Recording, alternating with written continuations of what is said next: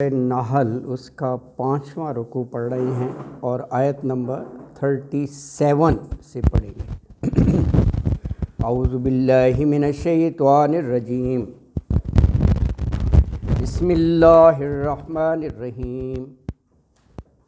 ان تحرص علی ہداہم فإن اللہ لا یہدی من یضل وما لہم من ناصرین۔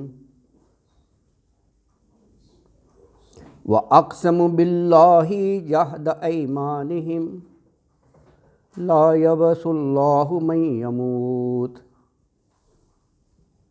بَلَىٰ وَعْدًا عَلَيْهِ حَقًّا وَلَٰكِنَّ أَكْثَرَ النَّاسِ لَا يَعْلَمُونَ۔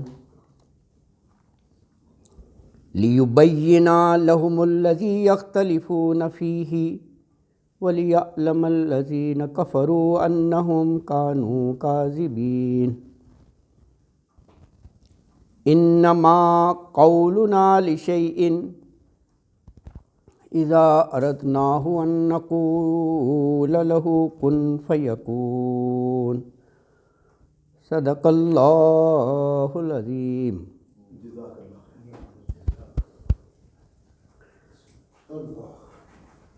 یہ 4 آیات رکوع نمبر 5 کی تلاوت کی گئی ہے۔ اس کا تھوڑا سا بورڈ پہ لکھ دیتا ہوں جو کرکس آف دا آیت ہے، پھر اس کا ترجمہ کر لیں گے۔ 40 تک یہ رکوع ہے، 41 سے نیا ہے، تو 37 میں کیا بات کہی کہ جو خود ہی گمراہ ہونا چاہے، یعنی تمام تر حجت کے باوجود گمراہ ہونا چاہے، پھر اللہ بھی اس کو ہدایت نہیں دیتا، کیونکہ اس نے اپنے ارادے سے آزادی کے ساتھ وہ راستہ اختیار کیا ہے۔ اللہ ہدایت نہیں دیتا، ابھی پڑھتے ہیں ہم، یہ بات کہی گئی ہے۔ اچھا، 38 جو ہے یہ باس بعد الموت کے بارے میں ہے۔ یہ کفار مشرکین کے علماء جو ہیں نا، اپنے لوگوں کو قسمیں کھا کر کہتے ایسا کچھ نہیں ہوگا، قسم کھا کر کہتے تھے کوئی دوبارہ نہیں اٹھائے جائیں گے، قسم کھا کر کہتے ہیں یہی کفار مشرکین کہ کوئی دوبارہ زندہ نہ ہوں گے، کہ ہم کوئی دوبارہ زندہ نہیں ہوں گے۔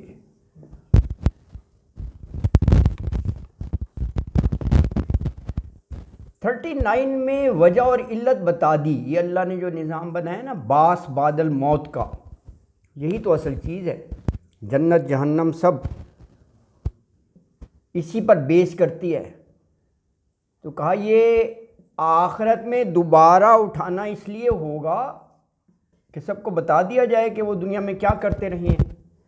دوبارہ اٹھانا اس لیے ہوگا کہ ساری حقیقت ان کے سامنے آ جائے، حقیقت ان کے سامنے آ جائے، یعنی اتنا وہ ٹرانسپیرنٹ سسٹم ہوگا کہ وہ انکار بھی نہیں کر سکیں گے، ذرے ذرے کا حساب ہوگا، وہ سامنے پیش کر دیا جائے گا۔ اچھا، جن کو یہ بڑا انہونی بات لگ رہی ہے کہ مر گئے مٹ گئے پھر دوبارہ، تو انہیں بتایا جا رہا ہے کہ اللہ کی شان دیکھو، وہ تو کن کہے تو فیکون، ہر چیز بن جاتی ہے۔ اس مناسبت سے ہے کہ اللہ تعالیٰ تو بس حکم دیتے ہیں کن، اور وہ چیز ہو جاتی ہے جس چیز کے بارے میں کہتے ہیں، اور وہ چیز ہو جاتی ہے۔ لو جی یہ 4 آیات کی تلاوت کی گئی ہے، اور آیت وائز جو بات ارشاد فرمائی گئی ہے وہ اس پہ کی گئی ہے، تو اس کو ہم پڑھتے ہیں، ٹھیک ہے نا، آسان ہو جائے گا۔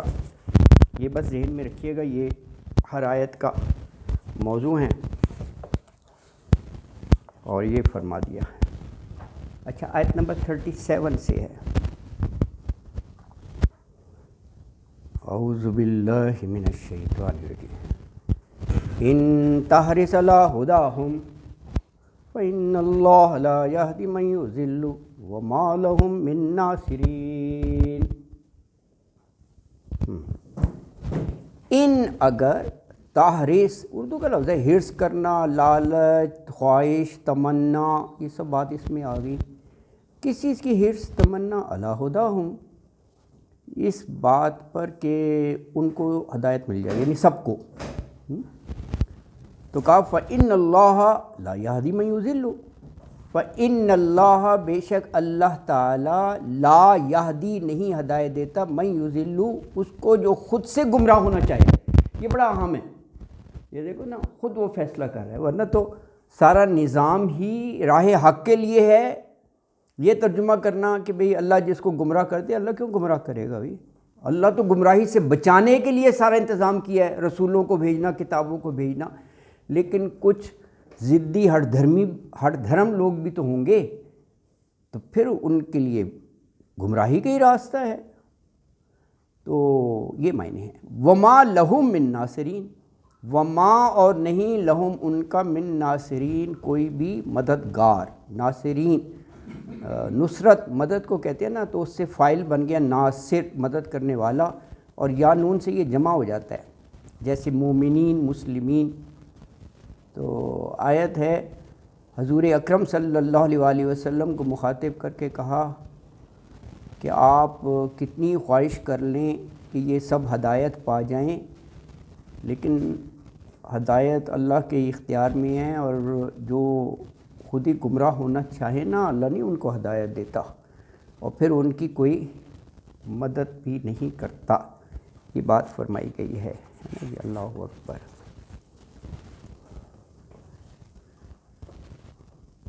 جن دیکھیں، بستیوں کی طرف اللہ تعالیٰ اپنے رسول مبعوث کرتے ہیں، ہر رسول بہت ہی سنسیئر ہوتے ہیں، خیر خواہ ہوتے ہیں اس قوم کے، ان کی پوری کوشش یہ ہوتی ہے کہ وہ اللہ کے عذاب سے بچ جائیں، سزا سے بچ جائیں، اس لیے وہ ان کو شرک، نفاق، بدعمالی، ہر چیز سے روکنے کی کوشش کرتی ہیں۔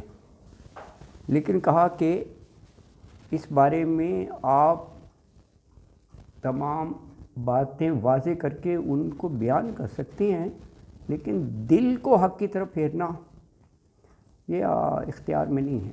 وما علینا الا البلاغ المبین، کام صرف ہے اللہ کا پیغام پہنچا دینا۔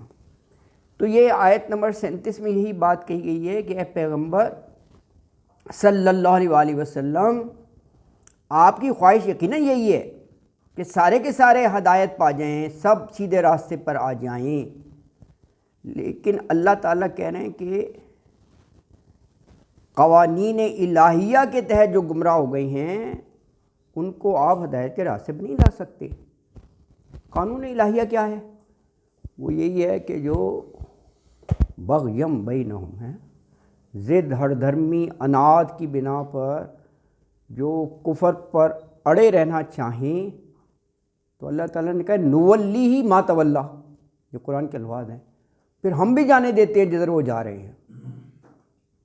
ہاں، کہا بالآخر آنا تو میرے پاس ہے نا، پھر میں بتا دوں گا۔ ابھی نہ وہ رسول کی بات مان رہے ہیں، نہ کوئی الہامی کتاب کی پرواہ کر رہے ہیں۔ تو یہ اللہ کا نظام ہے بھائی، یہی ٹیسٹ ہے نا جی۔ ہاں، تو کہا یہ جو نئی بات مان رہے، ضد پر ہیں بغض کی وجہ سے، یہ اپنے آخری انجام کو پہنچ کر ہی رہیں گے، اور جب آخری انجام پر پہنچ جائیں گے تو پھر ان کو کوئی مدد کرنے والا نہیں آئے گا۔ وما لہم من ناصرین، اس مقام پر ان کا کوئی بھی مددگار نہیں ہوگا۔ دیکھیں، ایک بڑی جو ہے نا قرآن پاک کی اہم آیت، اس کا پس منظر ہی ہے. وہ کون سی آیت ہے؟ سورہ قصص کی آیت 58-56. سورہ قصص. سب مفسرین نے کہا ہے اس کا شان نزول ہی ہے اس آیت کا. شان نزول کیا ہے کہ آپ کی دلی خواہش تھی کہ میرے چچا جو ہیں، کیونکہ چچا آپ کا بڑا خیال کرتے تھے. ہاں ماشاء اللہ طالب نا، بڑی خواہش تھی کہ یہ ایمان لے آئیں، ہے نا. بہت کوشش کرتے تھے اور بڑے ان کے گھر چکر لگانے، اور پوری یہ ایک تاریخ کا حصہ ہے. جب بیمار ہو گئے آپ تیمارداری کے لیے گئے تو آپ نے ان کے کان میں کہا ہے پیارے میرے چچا جان آخری وقت پر ہیں، قریب المرگ، بس ایک دفعہ لا الہ الا اللہ محمد رسول اللہ آپ کہہ دیں، میں اللہ کے آگے گواہی دوں گا کہ یہ سچ ہے، سارے گناہ معاف. اللہ بہت بڑی بات ہے، لیکن نہیں ہوا نصیب. وہ آیت ہے، میں آیت آپ کو بتا دیتا ہوں. آیت نمبر 56 ہے، انک لا تہدی من احببت ولکن اللہ یہدی من یشاء وہو اعلم بالمہتدین. انک بلا شبہ، آپ کا مخاطب کی ضمیر ہے، لا تہدی نہیں ہدایت دے سکتے آپ، من احببت جن کو آپ محبوب سمجھتے ہیں. اور اپنے چچا سے یہ بہت محبت اور پیار کرتے تھے. اچھا چچا بھی ان کا بہت خیال رکھتے تھے، دیکھو یار، لیکن ایمان نہیں لاتے تھے، بہت خیال رکھتے تھے. تاریخ کا حصہ ہی ہے وہ نا، یہ ان کے ڈیفینڈ کرتے تھے ان کو. حضور اکرم صلی اللہ علیہ وسلم ہر طرف مخالفتیں، ریٹیلیشن، اس میں تو یہ بلیسنگ ہوتی ہے کہ کوئی آپ کو سپورٹ کرے، تو کرتے تھے. تو یہ کہا ہے احببتا جن کو آپ چاہیں، پسند کریں کہ یہ ایمان لے آئیں. کہا ولکن اللہ یہدی من یشاء، اللہ تعالیٰ ہدایت دیتا ہے جسے وہ چاہے. نہیں مان لائے تھے نا. اور وہ چچا تو نہیں مانے، ہاں نہیں ہوا. جی دوسرے یہودی بچہ ہاں جو بیمار ہوا تھا، جس کی رسول اللہ خبر لینے گئے تھے، ہاں اس کو کہا، ہاں اس کے والد نے کہا جو محمد کہہ رہے ہیں مان لو. ہاں یہ بھی ایک حصہ ہے. دیکھیں نا یہ دونوں باتیں آ گئی کہ یہدی من یشاء، ان کو تو اللہ نے ہدایت نہیں دی، یہ جیسا یہ فرما رہے ہیں. اور دیکھیں وہ کافر یہودی تھے، اس کا دل پھیر دیا، یہ اللہ کے اختیار میں جس کو چاہا. یہ ماشاء اللہ بالکل صحیح. جی جی جی ہاں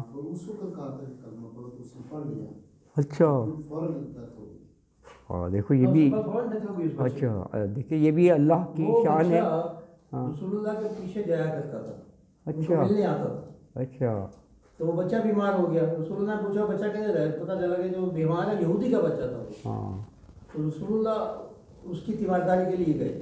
دیکھیں یہ بھی کیا اخلاق کا عروج ہے کہ دشمن یہودی اس کی تیمارداری کے لیے پہنچ گئے. بڑی بات ہے یار یہ بھی. اچھا اچھا اچھا جی جی جی جی اچھا اللہ اکبر اللہ اکبر. یار دیکھو یہ بھی اللہ کی شان ہے، یعنی کتنا اس میں جاذبیت ہے، کشش ہے کہ اللہ اکبر. اتنا بیمار ہو گیا کہ اس کے والد کو کسی نے کہا کہ تم کو جاؤ اور ان کو سارا قصہ بتاؤ، اور جو بھی اچھا تو پھر وہ رسول اللہ صلی اللہ علیہ وسلم خود بھی اور سارے کچھ صحابی ساتھ لے کے گئے تھے اس کے بعد. اللہ اکبر بالکل.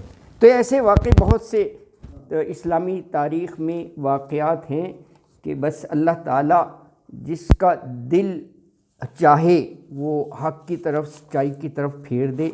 اللہ کے لیے کوئی مشکل نہیں ہے. تو یہی بات یہاں بھی فرمائی گئی ہے. اللہ اکبر. اچھا اگلی آیت میں انہی کا بتایا، یہ کافر مشرکین جب ان سے کہا جاتا تھا نا کہ مرنے کے بعد دوبارہ زندہ کر کے اللہ کی بارگاہ میں حاضر ہوگے، جواب دینا ہے ہر عمل کا، تو قسمیں کھا کر اپنے لوگوں کو یہ یقین دلانے کی کوشش کرتے تھے کہ کوئی دوبارہ نہیں زندہ کیا جائے گا، کوئی حساب کتاب نہیں ہے. یہ بات جو ہے نا آیت نمبر 38 میں فرمایا وَأَقْسَمُوا بِاللَّهِ جَهْدَ أَيْمَانِهِمْ لَا يَبْعَثُ اللَّهُ مَن يَمُوتُ بلا وعدن علیہ حقا ولکن اکثر الناس لا یعلمون واقسموا، انہوں نے قسمیں کھائیں، یہی کافر مشرکین نے، باللہ اللہ کی، اور قسمیں بھی کیسی، جہد ایمانہم، یہ قسموں کے بارے میں ہی تاکید کے لیے کہا ہے کہ جہد ایمانی، قسمیں بھی بڑی سخت پکی ہیں، ایسی نہیں۔ اللہ اکبر۔ قسم کس بارے میں کیا کہا، لا یبعث اللہ من یموت، جو مر گیا ختم، کوئی نہیں دوبارہ اٹھایا جائے گا، لا نہیں یبعث اللہ، زندہ اٹھائے گا اللہ، من اس کو جو یموت مر جاتا ہے۔ یہ اپنے یعنی علماء جیسے اپنے لوگوں کو یہ سمجھا رہے ہیں جو بس مر گیا ختم، مٹی کھا گئی، ذرہ ذرہ ہو گیا، کوئی نہیں دوبارہ اٹھایا جائے گا۔ آگے دیکھیں فوراً اس کی تردید کر کے کہا جا رہا ہے یہ تو اللہ کا وعدہ ہے اور اسی پر تو ساری جواب دہی، اکاؤنٹیبلٹی ہوگی، جزا سزا ہوگا، جنت جہنم ہوگا۔ تو کہا بلا وعدن علیہ حقا، بلا کیوں نہیں، یعنی کیوں نہیں اٹھایا جائے گا، یقیناً اٹھایا جائے گا، اور وعدن وعدہ ہے علیہ اس پر حقا سچا، حق یعنی اللہ کا وعدہ، ولیکن اکثر الناس لا یعلمون، ولیکن لیکن اکثر الناس اکثر لوگ، لا یعلمون، یعلمون علم سے ہے، وہ علم نہیں رکھتے، وہ جانتے نہیں ہیں۔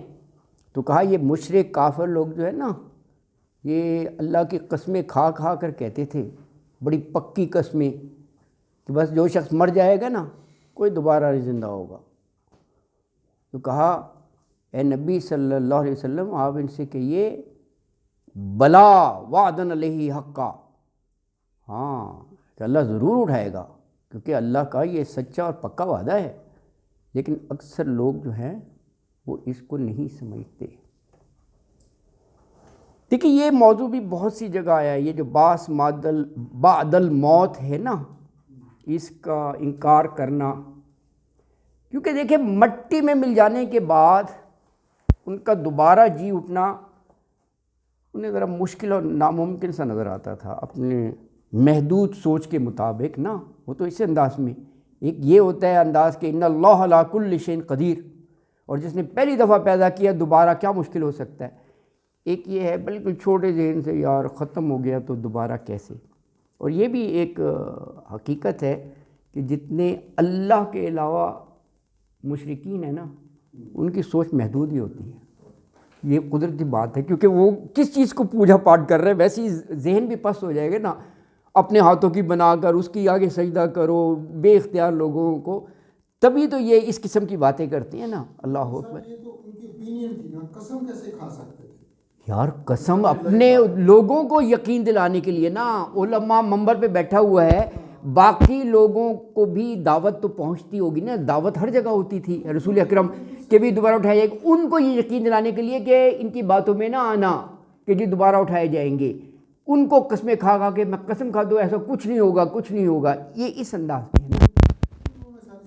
جی جی میں کہتا ہوں کہ قسم تو وہ کھاتا ہے جس کو پتہ ہو، ریزن ہو، اس کو کوئی ایسا چیز ہو اس کے جس پر وہ بیس کر رہا ہو اپنی آرگومنٹ، کہ اس کو کسی مثلا اللہ نے علم دیا، ہم خدا نہ خواستہ ان کو کافروں کو کیا دینا تھا، لیکن ایک ریزن کی بات کرتا ہوں کہ ایک بندے کے پاس ریزن ہے، اتھارٹی سے وہ کہہ سکتے میں قسم کھاتا ہوں کہ ایسا نہیں ہوگا، تو اتھارٹی تو نہیں اتھارٹی تھی، ریزن تھی جہالت کی بنیاد، ہاں جہالت کی بنیاد۔ آج اس صبح میں انفیل کی تفسیر پڑھ رہا تھا، اس میں جب ابرہہ آیا نا 360 تھے بوتن کے اندر جی، لیکن جب دعا مانگی نا اس کے کنڈے کو پکڑ کے خانہ کعبہ کی تو اللہ سے مانگا، اللہ سے، ہاں اللہ سے آپ حیران ہوں گے کہ اللہ کا مطلب دے نیو، اور اس وقت ان 360 کو نہیں کہا کہ یار تو ساڑھا کرو کر، اس وقت اللہ سے مانگی، تو دیٹ مینس اللہ پہ they had the belief, but وہ جی میں کہتے ہیں ساڑھی تواڈے اگے تے تواڈی ادھر، اس وقت انہوں نے کوئی ادھر ڈائریکٹ نہیں، یہ بالکل جہالت کی بنا پر بالکل۔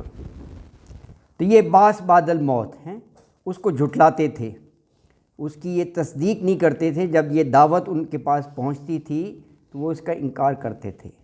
اچھا، بلکہ اس کے برعکس جو ہے یہ یعنی دوبارہ زندہ نہ ہونے پر، جیسے ابھی شاہ جی کہہ رہے ہیں، وہ قسمیں کھاتے تھے تاکید اور یقین دلانے کے لیے جو ان کے سامنے بیٹھے ہیں کہ دوبارہ زندہ کوئی نہیں ہونا۔ اب آپ کی بات کہ کیوں بے بنیاد بات پر بھی قسم کھا سکتا ہے، اسے پتہ ہی ہو، لیکن سامنے جو مخاطبین ہیں ان کو بھی تو یقین دلانا ہے نا۔ قسم کھاتے ہی یقین دلانے کے لیے، بات کو تھوڑا سا پکا کرنے کے لیے، ورنہ قسم کی ضرورت کیا ہے، اس میں زور ڈالنے کے لیے۔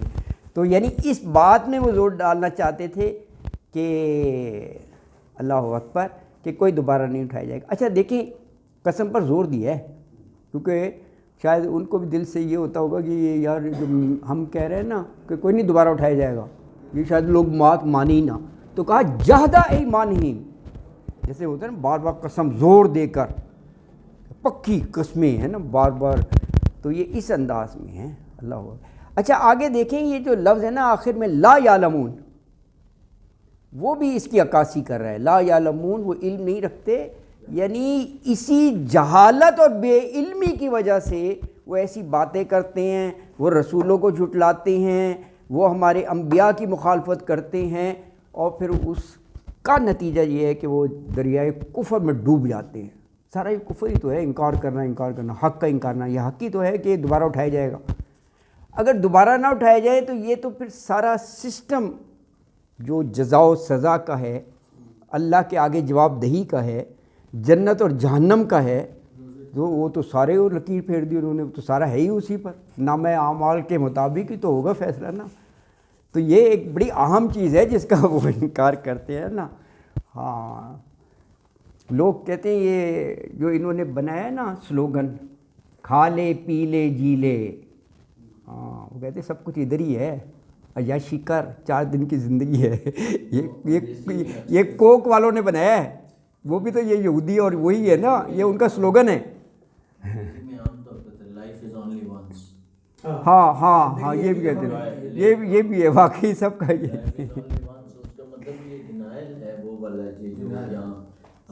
بھی کہتے ہیں کہ آگے کس نے دیکھا ہے، یہ بھی کہتے ہیں ہاں، یہ بھی ایمان کی بات ہے، آخرت کرنا۔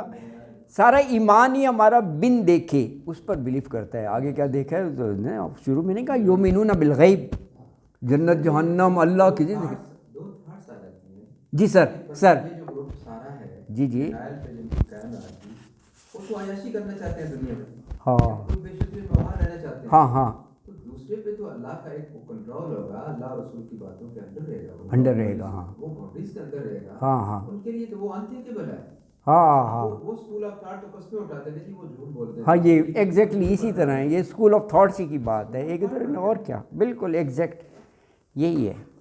اچھا اگلی آیت مبارکہ جو اس رکوع کی سیکنڈ لاسٹ ہے 39 میں، لِيُبَيِّنَ لَهُمُ الَّذِي يَخْتَلِفُونَ فِيهِ وَلِيَعْلَمَ الَّذِينَ كَفَرُوا أَنَّهُمْ كَانُوا كَاذِبِينَ۔ اچھا یہ جو ہے نا، یہ پچھلی آیت میں جو کہا نا دوبارہ اٹھایا جائے گا، یہ اس کی ریزننگ ہے، غور کریں گے نا۔ ہاں یہ علت بتائیے، کہا ہاں اس دن اللہ سب بتا دے گا، یختلفون فی، اس دن یہ بتا دے گا کہ یہ جو کفرو ہے نا، کانو کاذبین، یہی جھوٹے تھے۔ ہاں اسی دن تو پتہ چلے گا۔ لیکن نا یہ لی جو شروع میں آتا ہے نا، اس کا مطلب یہ ہوتا ہے